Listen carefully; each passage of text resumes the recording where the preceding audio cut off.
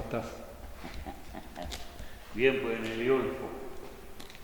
Ya estamos en este oasis hermoso de Matilla por celebrar la festividad del Santo San Antonio, el 13 de junio. Así es. Yo, Jorge, muchacho, recuerdo un terremoto un 13 de junio. El 13 de junio de 1959. Y después recuerdo ya más maduro, Más crecido. otro, en la misma fecha 13 de junio del año 2005. y casi en la misma hora, Casi a la misma hora. que coincidía casi con el canto del himno Claro, de la bajada de la bandera. de la bandera. Jorge, pero sabes que a mí me impresiona el detalle artístico, aparte de lo religioso, ¿verdad?, que yo respeto, ¿cierto? Es el detalle artístico que tiene esta nave, ¿verdad?, en todos sus detalles de los maestros carpinteros y albañiles, de cómo dedicaron realmente el tiempo a crear, a manifestar el espíritu del artista. ¿Nos puedes contar, Jorge, de este altar que sabes que yo vi en Perú, uno muy parecido, yendo al lado de Lambayeque, por allá que fuimos, e incluso hasta un Santo Sepulcro, me llamó la atención? ¿Y cuál es la historia de este altar? Bueno, el altar que tenemos todavía en pie en Matilla es parte, porque no está completo. Tiene solamente la parte, el primer y segundo piso, o primera y segunda calle, como se usan los términos de los retablos. Corresponde a la iglesia de 1718. Está hecho en albañilería con pequeños bloques de anhidrita, de tiza, y a su vez una piedra muy especial que parece que es piedra caliza o volcánica, con lo que están hechas las columnas, que simulan palmeras. Por eso que se nota cuáles son las dos columnas originales de las que fueron producto de la restauración. Las originales tienen esta como cosa abombada del tronco de la palmera. En cambio las otras son absolutamente rectas. Eso es un detalle. Falta el piso superior o remate. Ese, cuando se comienza a reconstruir la iglesia después del terremoto de 1878, enero de 1878, que habría sido una réplica del mega terremoto de 1877, pero la réplica fue 7.8, así que imagínate cómo sería. Fue terremoto. Ahí termina de colapsar la iglesia de Matilla. La iglesia de Matilla era una iglesia la antigua, española, de anhidrita, tiza y piedra. Muchos se referían a ella como la iglesia de piedra de Matilla. Pero ya con tanto movimiento sísmico de tanta envergadura colapsó. Y este altar sobrevive, pero bastante afectado, y la parte superior era lo que hablaban mis abuelas, era el camarín de la Virgen. ¿Por qué? Porque allá arriba se remataba con la Virgen del Rosario, que era una de las 4 imágenes españolas que se trajeron en el siglo XVI. Una correspondía a Pica, otra correspondía a Matilla, otra a Mamiña y otra a la capilla del Puerto en Loa. Yo tengo entendido y me da la impresión histórica que tanto Pica, Matilla tenían una devoción a la Virgen del Rosario. A la Virgen del como Rosario. patrona. Patrona. Y era tal así, tienes toda la razón, porque en unos apuntes que tú me prestaste, ¿te acuerdas del libro que saca el párroco Lezaeta? Luis Silva Lezaeta, en relación a los censos? La Viña Grande de los Loaiza de Matilla pagaba el censo para la fiesta del Rosario, en Pica y en Matilla. Exacto. Se hacía la fiesta en Pica y la octava del Rosario era en Matilla. Y después ya viene esta celebración con santos varones, como San Andrés y San Antonio. Claro, ¿verdad? lo que pasa es que en el caso de Matilla, San Antonio es la primera devoción, porque fue la imagen que llegó junto con Francisca Reynoso, la esposa de Damián de Morales Uzábal.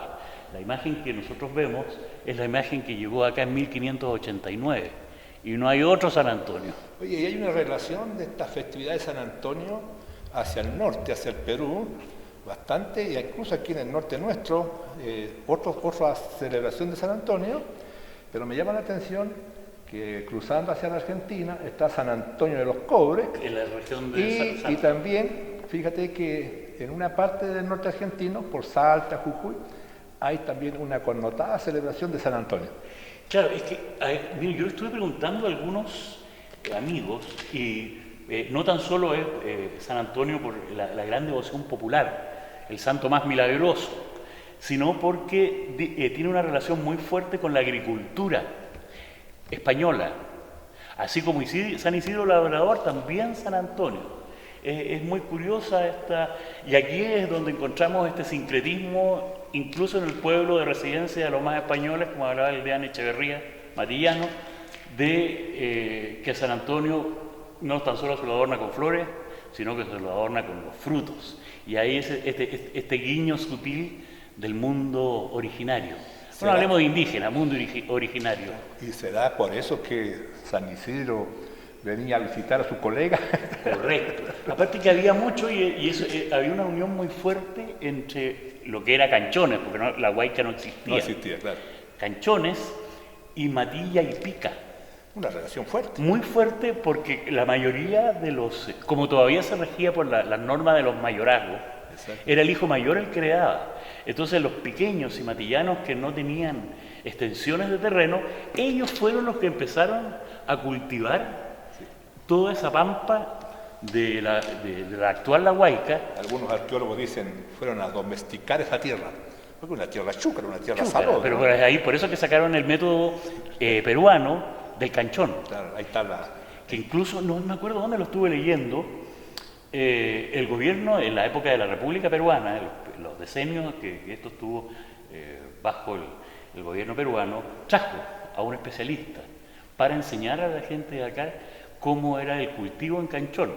Y era tan grande la superficie cultivada, porque a su vez la periodicidad y la abundancia de las aguas que bajaban de la quebrada de Quisma, casi todos los, entre febrero y marzo, inundaban en tal grado la pampa de que ellos con eso regaban para todo el año. Y ahí empezaba el cultivo especialmente de frutales y de alfalfa. Exacto, exacto. Bueno, al estar dentro de este templo, esta nave, y mirar sus pilares, su altar y toda la albañilería, la arquitectura, estamos diciendo que la humanidad que llegó acá, más el originario que estaba acá, que se fusionaron, pero se fusionaron también en la ingeniería. Correcto. Porque tú has de saber que aquí en el Valle de Quisma, en la quebrada, hay ingeniería quechua o inca. Correcto. Respecto de la represa de agua. Así ¿no? es. En las cochas. Así es. Entonces, ya era gente que aquí ya sabía trabajar la piedra. Claro. Ya allí decían asentar la piedra. Así es. Porque esto es un arenal inmenso.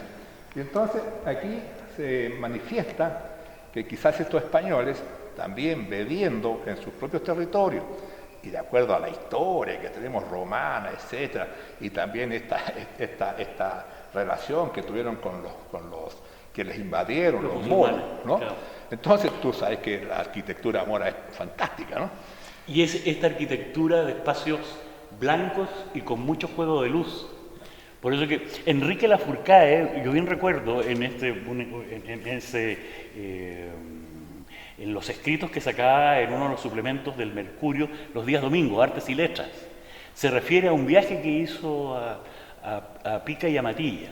Y él dice que iba bajando y él creía ver a lo lejos mezquitas. Exacto. Por las cúpulas blancas, tanto de la iglesia de Pica como de la iglesia de Matilla. Yo le escuché a un viejito de acá de Matilla, que no sé cuánto tiene de verdad, pero debe haber algo, que Luis Freix intentó bajar más sobre la cúpula redonda. Tú sabes que sale una torrecita. Claro, la linterna. La linterna, intentó bajarla un poco más, porque daba la impresión que eran templos moros o construcciones. No me extraña. Claro. Bueno, en Pica lo hizo, alcanzó a hacerlo. Acá en Matilla no se lo permitieron. Entonces tienes razón. Porque hay una fotografía de la iglesia de San Andrés con su linterna original, más antes que Freix, y era muy parecida a la que hay acá en Matilla, era más alta. No estamos contando cosas por contar, ¿verdad? No estamos faranduleando la historia a mí local. Lo que me gusta de todo lo que se reconstruyó acá ¿verdad? De 1718 a 1721, que intervino muy fuerte el obispo de Arequipa y Matías, ¿cierto? Sobrepasó realmente lo que había aconsejado el obispo, agrandaron este edificio, ¿verdad? Incluso me parece que este piso era más abajo. Más abajo es cuando se hizo la primera restauración, en la década del 70 del siglo pasado, se encontraron los bloques del piso, y porque excavaron cerca del altar mayor también, y sigue esto 1,60 metros hacia abajo. No, por eso es que me llama la atención. Esto eran puertas. Claro, me da la impresión que eso está como Claro. perdido a lo que fue Correcto. originalmente. Esto eran puertas y el nicho al medio era el sagrario. Ahí se mantenía la custodia. Entrada el sacerdote, había una puerta, ingresaba, este era un nicho que por adentro era forrado en madera con vidrios, y sacaba la custodia y salía por la otra puerta. Ahora, aparte, ¿cierto?, de estas maravillosas puertas que tiene, que le dan cierto un aire y juegan también con todo el edificio, es importante tener los testimonios. Claro. Con los primeros que se hizo, ya voy por fuera, claro. La piedra, la cal, la tiza, ¿cierto? La tiza, la y caña. también la caña con el cuero, la piedra. Pero ya también vemos que en el siglo pasado, en algún momento, 1830 adelante, no sé cuándo, este pino oregón comienza a ser insertado, claro, en esta construcción. Correcto, que era el lastre que dejaban las embarcaciones que ya comenzaban a transportar el saliche, bueno, y todo lo que el movimiento mercantil que hubo muy fuerte en nuestros puertos. Para los tiempos que esto se hace, más ya casi 2 siglos, mira estos pilares, ¿verdad?, cómo soportan porque esto está haciendo un peso hacia abajo, ¿no? Claro. Entonces esto está resistiendo y las columnas también se aprecian, pero ya todo, ¿cierto?, también viene la madera, ¿te das cuenta? Claro, uno de los detalles especiales es que los ángulos que tú ves acá, que exteriormente semejan pilares, son parte del muro de la iglesia antigua. Exacto. Y cuando tú los ves por dentro de la sacristía, que es un recinto privado de la iglesia, son unos tremendos bloques de piedra canteada que le llaman. Sí. Y a su vez, por el otro lado, tú ves la piedra más pequeña y la tiza. Era un método bien especial de construcción. Tal vez la gente que no investiga, no va a fondo, tiene interrogantes, pero no le busca la respuesta. No, o se sacan conclusiones muy apresuradas de algo que no es. Pero tú lo que dices de las piedras canteadas, bueno, acá había una cantera de piedra, claro, ¿verdad?, que está acá al lado derecho, saliendo Matilla, pero estas piedras canteadas, el taller está en el tambillo. Y ahí trajeron piedras para el templo antiguo que se derrumbó en Pica, sí, pasó a ser base de ese templo, y también para este templo y para casas, como también otra calidad de piedra, que es como la ingrita, que es la que generalmente están trayendo de los vaciamientos de las quebradas, que usaban para los pongos o las compuertas de las eras, cuando no habían canales ni latas, ¿no? Y eso, bueno, ya los incas, nuestros originarios lo practicaban, ¿verdad? Y la otra cantera que le dicen maranes, yo no sé cómo dicen aquí estas piedras grandes que están afuera. La piedra molienda. La piedra molienda. Eso ya es un término más moderno. Maranes creo que le dicen, bueno, no vamos a entrar en no, ya ahí sí nos pillamos. De lengua. Esa está en la caja, arriba de la vertiente de Chiltagüey. Y fíjate que es tan cierto lo que tú dices también en relación a las canteras, que no solo está la cantera de acá, por el sector donde estaban antiguamente las bodegas de la Asociación Orriols-Robellat, y que gracias a Dios por lo menos sobrevivieron las de Guillermo Contreras, que a su vez se las adquirió a los Zavala, sino que por el sector del Morro, donde está el actual faro, la recreación del faro antiguo matillano, también había, ¿cómo se llama?, canteras. Yendo a la botijería. Claro, y un croquis del dibujo, que posteriormente lo saca pero desde otro ángulo, un croquis que hace Jorge Schmidt, de este inglés, que es uno de los padres de la industria salitrera, que viene con la expedición de William Borrell. Correcto. Más o menos estuvieron en Matilla y Pica en 1820 y tanto, y después volvieron en el año 50. Habla y dice, ahí están, de aquí, y lo muestra, de aquí sacaron las piedras para construir la torre. Entonces, uno de los errores que cometen estos pseudo, porque yo soy crítico y no lo lamento, soy crítico en el sentido de que se ha hablado mucho de los mitos de nuestras iglesias, y estos historiadores chilenos que hablan que las iglesias de Villa y de Matilla eran de adobe, con techos de paja, están absolutamente equivocados, era piedra la usaban. Por eso que también la demora en sus construcciones, porque no solo era por la dificultad del material, sino porque eran núcleos pequeños, comparado con ahora, de personas. Y eran las mismas personas, los mismos habitantes quienes construían, ayudados a su vez en el periodo virreinal por la mano de obra esclava. Pero mano de obra que los españoles no tan solo no iban a distraer tanto en la construcción de iglesias, por muy católico que sea el espíritu español, sino porque la mano de obra esclava estaba dedicada 100% a las haciendas y a las viñas. Entonces hay todo un elemento muy rico que hay que empezar a leer, pero con mayor atención y calma. Y debemos también atenernos a la historia de lo que nos estás contando de Smith, que hace casi el dibujo de esta iglesia, ¿no? Claro. Y creo que está en Francia. ¿Dónde está ese dibujo? Eso está en Inglaterra. En Inglaterra.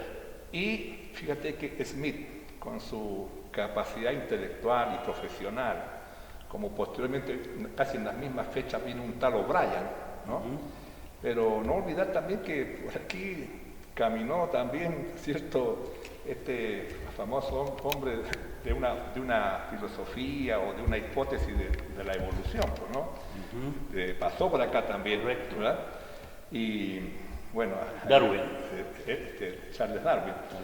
Pero a veces Tadeo Hanken es una historia correcto, ¿no? Y el sabio italiano, avecindado después, ya se radica y se avecina en el Perú, Antonio Raimondi dell'Acqua, uno de los más grandes sabios del siglo XIX que se queda finalmente a vivir, europeo que se queda finalmente a vivir en el Perú.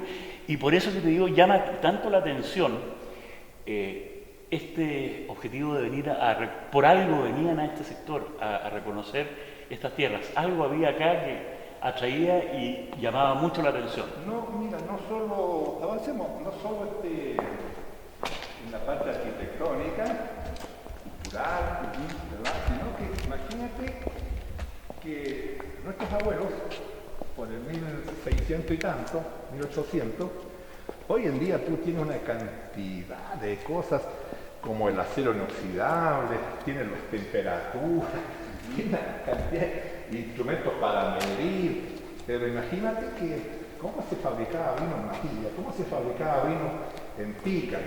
¿Dónde están esos tecnólogos, esos ingenieros agrícolas de aquellos tiempos para llegar a tener un producto que tú sabes que uno de los problemas es la fermentación, ¿no? Claro. Entonces, y de una calidad pero tan absoluta, bueno, que muchos vinos se hicieron al comienzo con la intención justamente de celebrar la Eucaristía, ¿verdad? El elemento básico de la Eucaristía, si no era posible. No era posible, no se podía celebrar la Santa Misa con la chicha originaria, porque la chicha es la bebida originaria. Y tú tienes también que el vino, cuando tú lees en la Sagrada Escritura, lo que más me llama la atención es cuando habla de las viñas y de los lagares, ¿no? Es como una cultura, aparte, bueno, está la cultura de los ganaderos, los pastores con sus ovejas, etc. Pero también son agricultores. Claro. Y esto tiene que tener un centro de donde parte, un cultivo centro, que empiezan estas viñas, ¿cierto?, a viajar por el mundo. Y tú bien contabas anteayer, ¿verdad?, la cantidad de cepas que llegaron acá y que es así que pueden ser uvas de postre, ¿no? Porque eran unas uvas tan sabrosas. Las variedades que existían, porque otro de los puntos, mira, gracias a Dios se ha ido descubriendo una serie de documentos y una serie de escritos.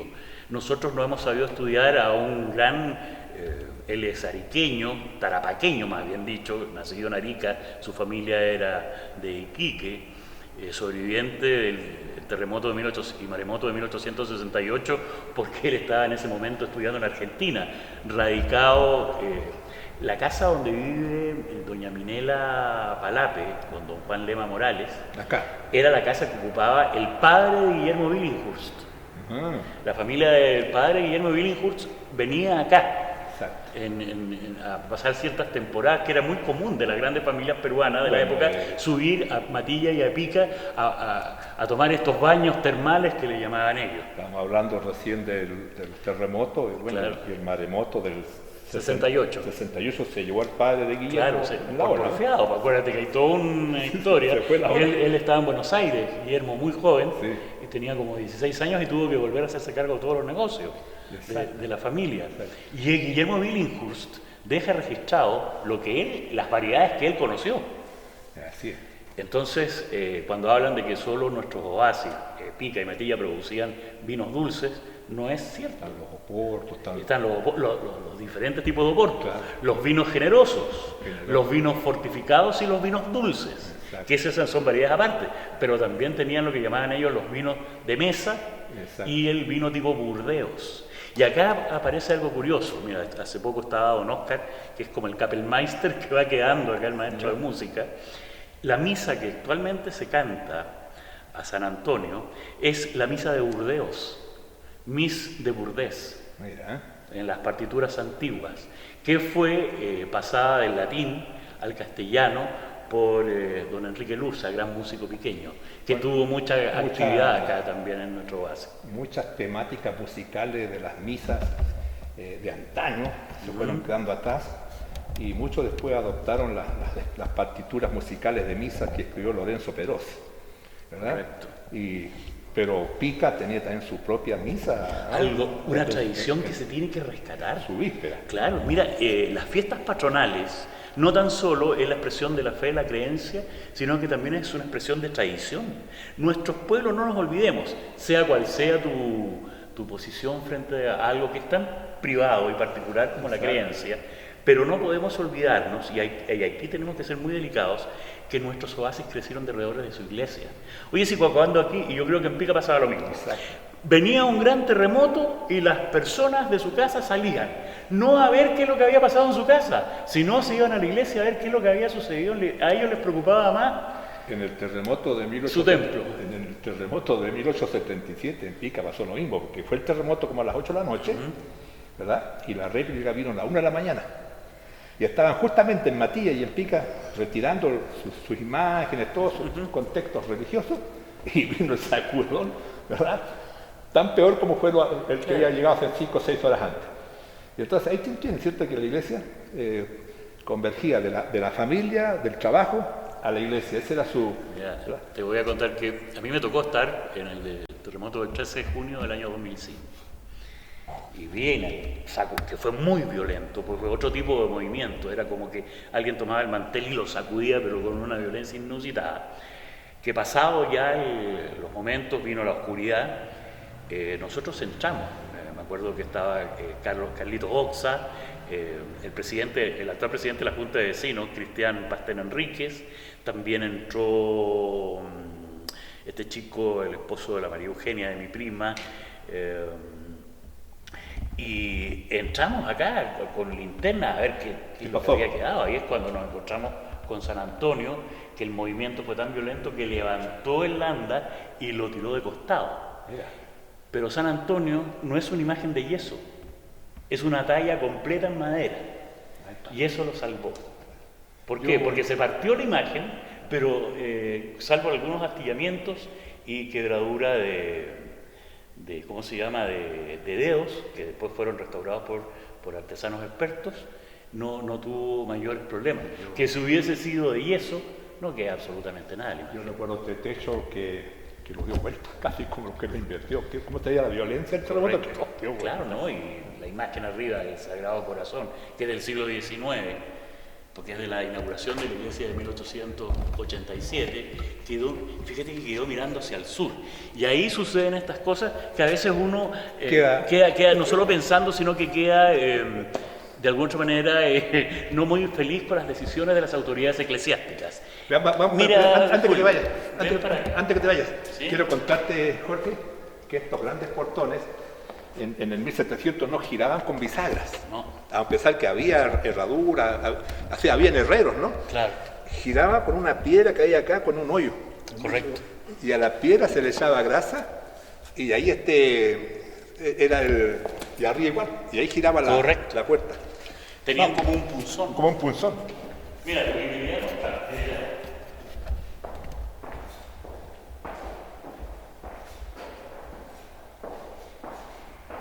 es en imaginería colonial que tiene Matilla. Este es un Cristo articulado. Los brazos son articulados porque este Cristo se desclavaba y era el que se ponía en el sarcófago de cristal. Y este Cristo, nosotros cuando entramos, este Cristo se le había desprendido su mano izquierda y quedó indicando hacia el sur. Y la corona de espinas que tenía el original le quedó en el cuello. Lamentablemente el obispo de la época de Iquique ordenó que le sacaran la corona.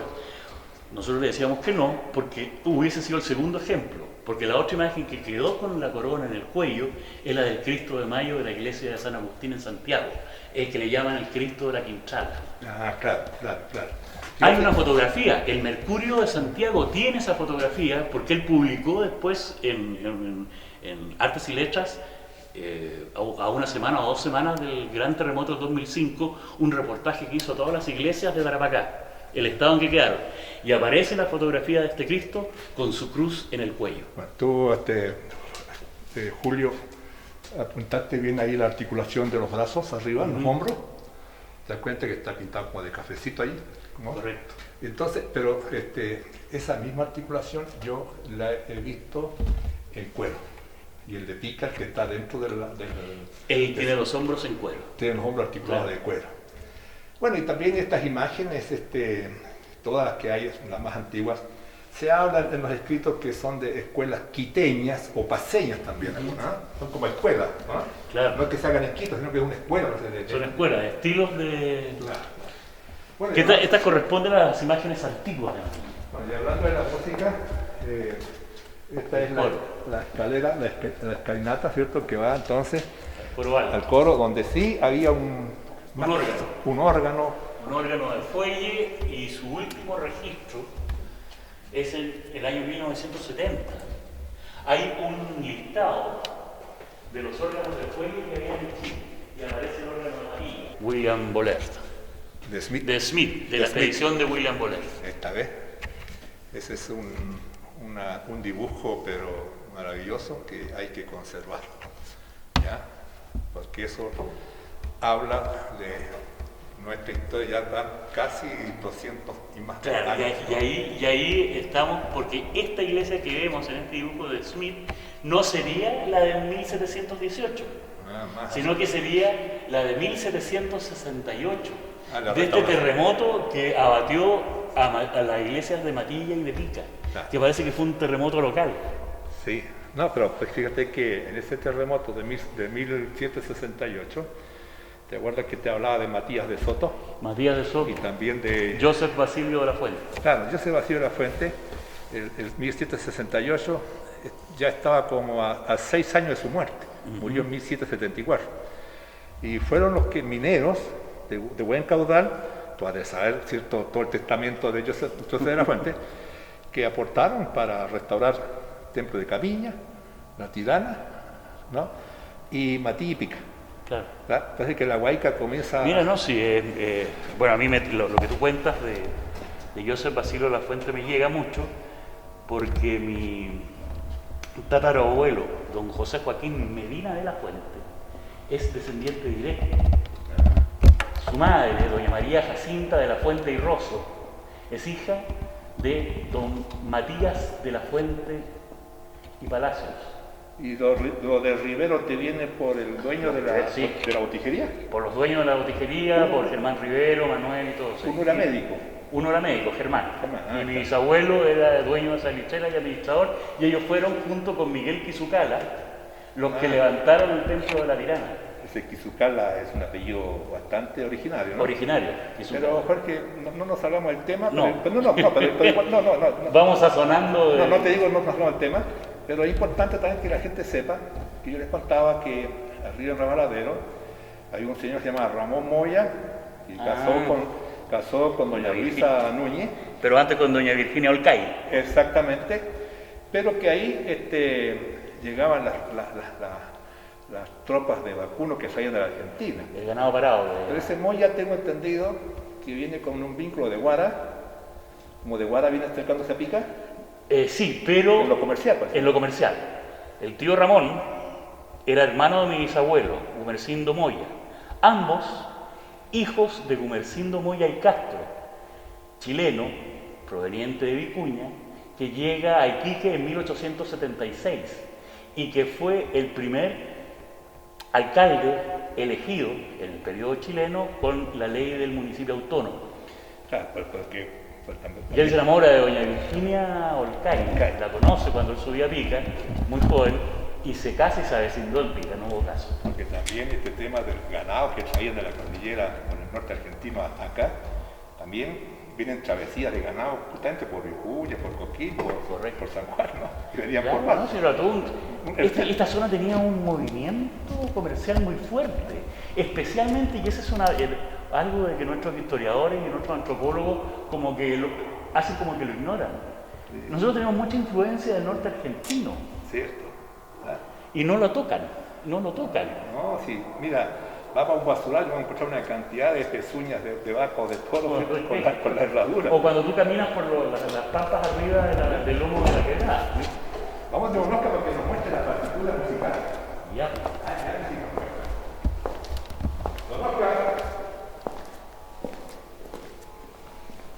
Parece que ya van a empezar a rezar el rosario acá.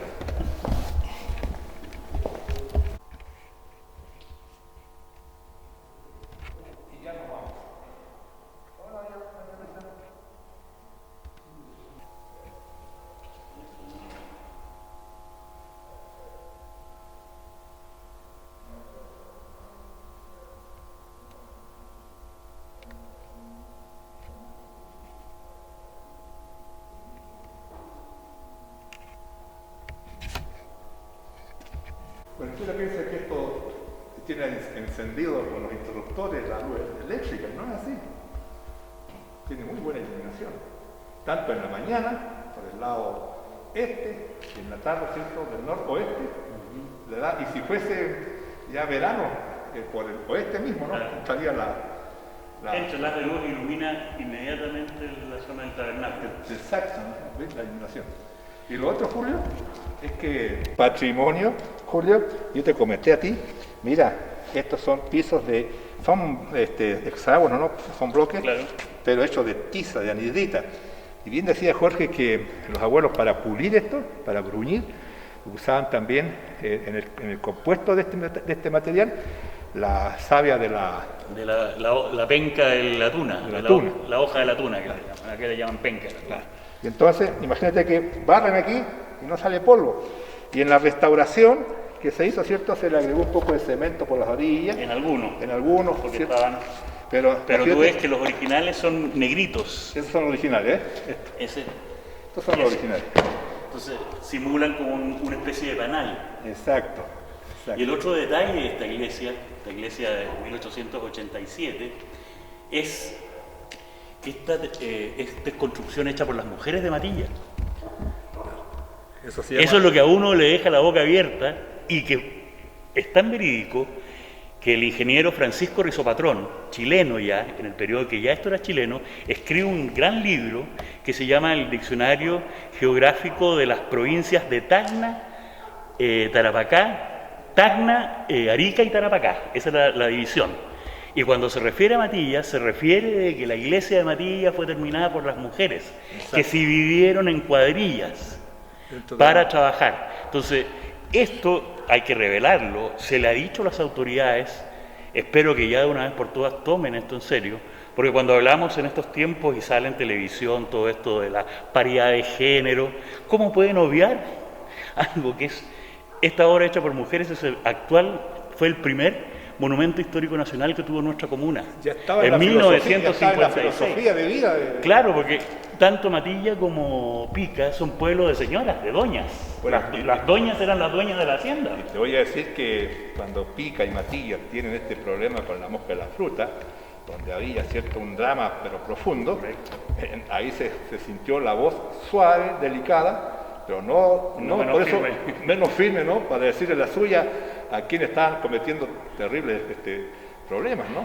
Correcto. Entonces, ahí está La fumigación masiva que se hizo vía aérea, que mató toda la defensa de nuestro ecosistema, y después se les ocurrió nada mejor que botar y echar los guayabos. Bueno, y por último, yo no sé si te digo algo que no estaría bien, pero tú me corriges, y aquí nadie puede tener la verdad. No.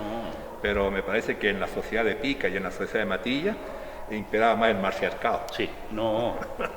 Imperaba el matriarcado también porque los hombres, en sus actividades mineras o de otra índole, salían mucho. Exacto. Y eran las mujeres las que quedaban a cargo de las chacras, las haciendas y el hogar. Y si ha sobrevivido la tradición en nuestros pueblos, es gracias a las madres, a las abuelas y a las tías. Y aún más eran las mujeres, las madres, las abuelas, las que velaban por la salud desde el recién nacido hasta el más viejito. Correcto. ¿No? Con esa medicina que ellos sabían tener, ¿verdad? Porque la medicina a través toda la hierbatería. Claro, porque los médicos, las matronas son de hace poco por estos lados, ¿no? Claro. Pero yo creo que hasta el año 40 o 50 estas comunidades se batían solitas en sus conocimientos que recibían, y caramba que no mejoramos, ¿no? Claro, lo que quería agregarle también es que esta iglesia de 1886 comparte de la iglesia del siglo XVIII, porque hay partes que son del siglo XVIII, ya estaba en servicio en 1883, y así lo consigna Valdés Carrera, sí. delegado chileno que tomó posesión. Junio de 1884. Junio de 1884, Valdés Carrera hace como un levantamiento de esta sociedad, ¿verdad? Y él habla de estas naves, ¿cierto? Incluso dice para qué puede servir la de Pica. Correcto. Porque estaba recién iniciándose avanzando en su construcción. Claro. ¿No? Que decía que una parte puede ser para escuelas, otra para los cultos y la otra para viviendas del... Claro, que el complejo eclesial de Pica era más grande, porque era la sede cabeza del curato. Exacto. Entonces no solo comprendía iglesias, sino que comprendía también todo lo que eran las oficinas parroquiales y la residencia del párroco. Exacto. Bueno, ya vemos ahí de tiempos remotos, pasados ya. Esta historia debe tener como unos 400 años, ¿no? Sin equivocarnos. Quizás, o sea, el mismo material, pero quizás otra forma más pequeña. Claro, estos son los muros de la anterior, que los usaron después como base. Y lo mismo que comentábamos antes, lo es al interior de la sacristía. Y podemos apreciar acá la caña que estaba incrustada, la pared de caña que estaba incrustada acá, ¿no? Están las cañas, ¿cierto? ¿Te das cuenta? Que era parte de un todo. Y la base misma, que está ahí, bueno, no se ve bien porque la luz molesta. Todos los troncos, ¿no? Donde cimentaron esto. Mira, Jorge, a mí me llama la atención que mira esas casas de ahí, esas dos nomás, ¿verdad? Mira, una es moderna, la del lado es de todos estos años, ¿verdad? Claro. Pero mira cómo juegan en su belleza. Así es, hay que cuidar la línea arquitectónica, yo creo que es importantísimo. Esta es de tu pariente, ¿no? Claro. Mira que se ve bonita, Julio. Esta casa era de la familia Luza, de doña Hortensia Luza. Y doña Hortensia Luza se la heredó a mis tías Loaiza Medina. Aquí vivió, bueno, María Eugenia, que trabajó en el municipio, esa era su casa.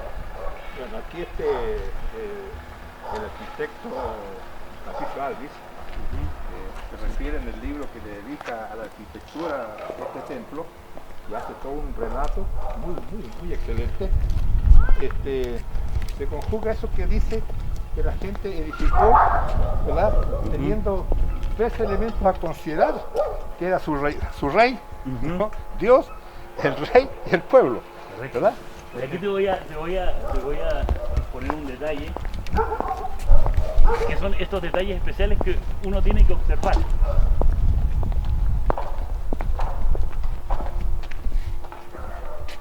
El remate, arriba, el símbolo que precede a la iglesia de Matilla es la flor de lis. Ah, ahí está. Muy pocos reparan ese detalle. Quizás de más abajo puedes verlo, Julio, para que lo demos a conocer. Está como en una parte del símbolo hay un ojo, Claro, acá hay una flor, ¿no? la flor de lis, Claro. que es el símbolo de la realeza. Símbolo de la realeza, maravilloso. ¿Quién puede contar, aparte de este símbolo de la realeza, con las campanas que tiene este área? Claro, las campanas estas son aleación de cobre, oro y plata. La campana grande es la campana de San Antonio Ya. y tiene su nombre grabado, Su inscripción. su inscripción. Dicen que fueron fundidas acá mismo. Acá mismo, al igual que las campanas de pica, Fueron fundidas acá mismo. con oro, con cobre de Coyahuasi y oro de Urquina. Ah, oye, y me decís que ese palo era un palo de Jacay o de Tamarugo. Mira, no sabría Pues de allá. mediar, pero es muy el mismo palo que sostiene de la Claro. época de, Claro. y no solo es cadena, es cuero. Ah, Ahora este cuero trenzado de tal manera, decían con cuaspo al cuero, ¿no? Y decían que el cuero del cogote era el que resistía más. Debe ser, porque ahí tiene una fuerza el animal. pues aquí puedes darte cuenta de que en el primer cuerpo está el espacio para los balcones que ya no Ya no usan, están, claro, ya no claro, están, claro, los balcones. con los copones. Mira, sería interesante, Acá están los copones. claro, sería interesante el que definitivamente a la torre de Matilla se le diera su ornamentación original, Como corresponde. como corresponde. Bueno, y las barandas están dentro del templo. O sea, no que las que están, pero es la misma casi, El mismo estilo. la que está en la cúpula. Claro, O allá arriba hay algo similar. correcto. Pero Jorge, tú no puedes decir que cualquiera piensa que esos son adornos caprichosos, pero da la impresión que fueran rollos, ¿no? Claro, son una especie de papiro antiguo. Claro, ¿no? Bueno, y quizás en 1600... La palabra la de palabra. Dios. Y quizás en el 1600 no llegaban los libros como llegan ahora, No. venían en rollo. ¿no? Venían, Como también venía música así en rollo. correcto. ¿no? Ahora, una de las cosas interesantes es de que presumiblemente esta era la parte del complejo de la primera gran hacienda, la hacienda Matilla, pero que de los Loaiza. de los ¿Por qué? Loaiza acá. Porque esta era una de las casas de los Loaiza. Vamos a verla. Empieza a crujir la rodilla. Estos Loaiza son los primeros. Claro, los propietarios de esta son de la primera línea de Gaspar Jacinto. A ver, yo leí, Jorge, claramente, Ordegardo, Mayor Fernández de Córdoba y Ondegardo, era la mujer. Gaspar Jacinto de Loaiza, Valdés y Ondegardo. claro, me parece que ese señor tenía un cargo que iba hasta a El Lima, gran oidor, iba a Lima, claro. iba a Arica a ver el asuntos, gran oidor Polo de Ondegardo. y iba de Matilla. Y ellos estaban, claro, la familia Ondegardo su centro era la ciudad de La Plata, o Chuquisaca, actual Sucre. Sucre, claro.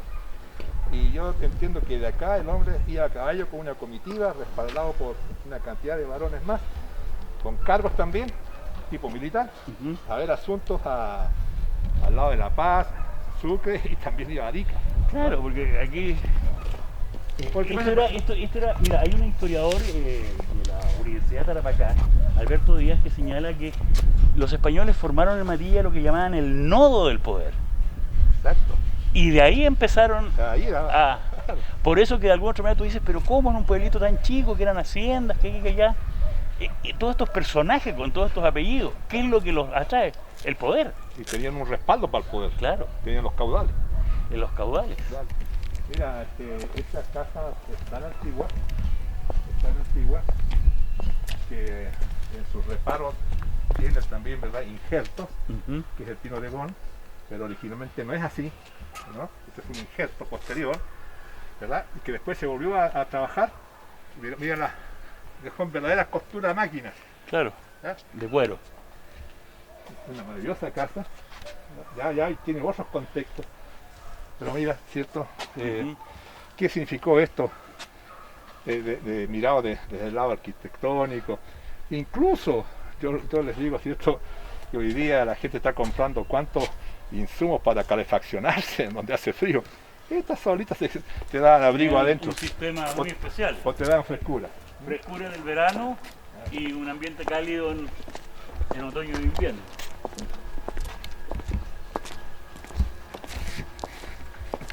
Estaban a nivel de suelo, A nivel de suelo. para que nosotros podamos constatar todo lo que hay abajo. Si nosotros empezáramos a hacer una excavación, una arqueología. ¿qué es lo que no se encontraría? Mira, yo supe por los trabajadores de la empresa que estaba a cargo de las obras, que encontraron 2 sacristías Sí.